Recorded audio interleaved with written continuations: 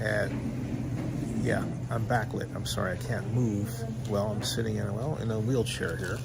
This is a wheelchair. All right. Here because my mom fell last night, and her dizziness wasn't going away, and so she asked me to call 911, and I did. She fell on her side because we were bringing grocery in, and she took a bag and turned around, and then we have a little kind of a step riser. She normally doesn't miss it, but I turned around to go back and get the rest of the stuff that had been delivered to us, and lo and behold, hey, she fell. So anyway, I'm here vlogging at the hospital, waiting on Mom. I've got her stuff with me, and I'm sitting here and learning the news that Pete was fired. Happy day. 18 years. I'm going to give Pete a lot of credit, though, okay? This is not going to be what you think. Pete Carmichael has been with the Saints for 18 years, most of that time with Sean Payton. So it wouldn't surprise me if he resurfaced with Sean Payton in Denver. But right now, he's fired.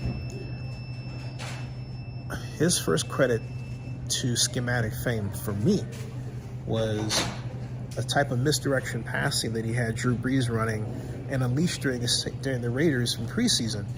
And what happened was that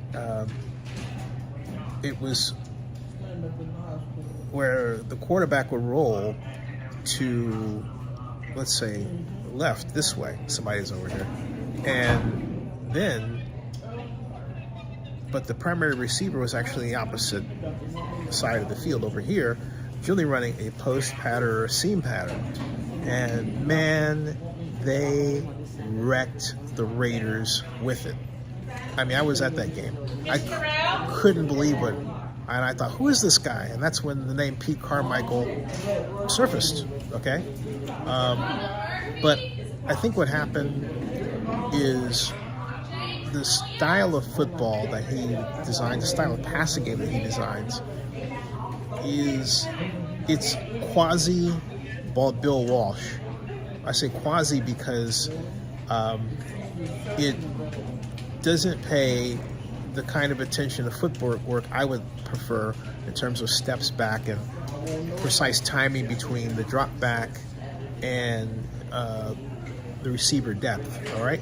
And then he has this way of having decoys, let's say someone running an up pattern and then the primary receiver is running an out pattern, right?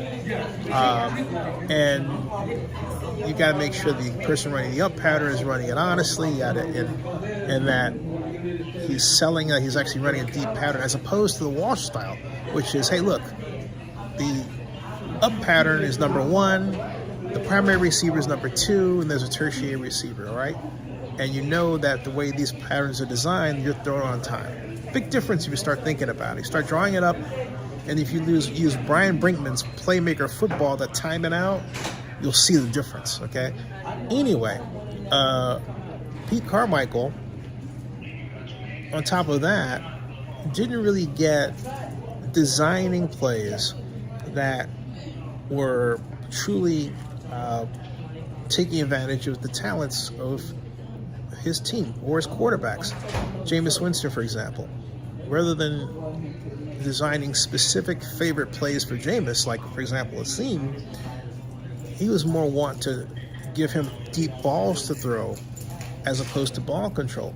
But then he turns around and he's with Derek Carr, and guess what? It's ball control, right?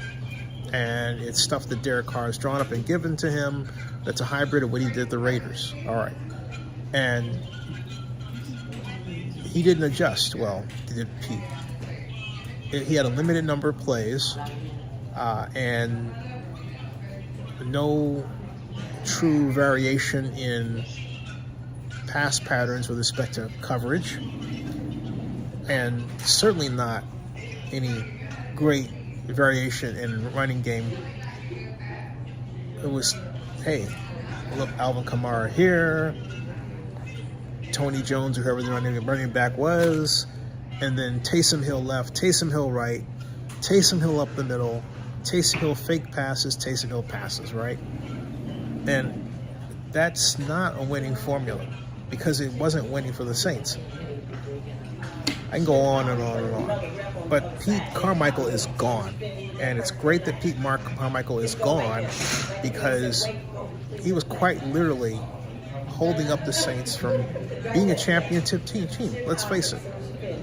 Championship teams of championship caliber, all right? Know how to change their game plans. They understand what it means to have variations in a number of variations in the passing game. They understand what it means to have a varied running game. They know how to teach these things. I'm not saying Pete didn't know how to teach, but I believe that he had a small repertoire because he didn't understand how to teach these concepts so that he had a wide variety of plays to use. The result, they're predictable. The offense stalled more often than not, particularly when Carr was quarterbacking it. And the Saints wound up with the record that they wound up with when they should have been better. So today, they fired him. And I say hooray, along with a number of other people. Now, will it be Jon Gruden? I certainly hope so. Because Gruden would be great as an offensive coordinator for the Saints, for both Derek Carr and for Jameis Winston. Regardless of what Jameis does, and I'm trying to find out what he's going to do with this, because we have free agency coming up, okay? But I'll have more on this. You tell me what you think. Derek Carr, I'm going to go and see what his reaction is. But Dennis Allen announced today that Pete Carmichael and 2 other assistants are gone. Not Ronald Curry, who may also be the offensive coordinator. We'll see. Subscribe to Zenny62 on YouTube and bookmark ZennyReport.com. See ya.